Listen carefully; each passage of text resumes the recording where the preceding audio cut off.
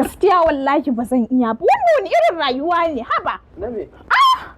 Kai daga cewa ka sha rabin roba sai ka tashi ka sha roba biyu? Wallahi ba zan iya ba tsakani har ga Allah. Tab ija. A'a to baki bace yake cewa ni rago ne? Wallahi yau na tabbatar kai ba rago bane. Dan girman Allah, dan Allah kai haƙuri ka kyale ni. Ka yi haƙuri ka kyale ni. Wannan fa auren soyayya muka kuma yanzu lafiya ta samu ba sai mu ji daɗi ba? Ni wallahi in gaya ma gaskiya tsakani har ga Allah. Ni sai ma ne ka sha rabin murfi daga in fita inda halittar da ka shanya roba biyu. Awa uku ana abu guda ɗaya.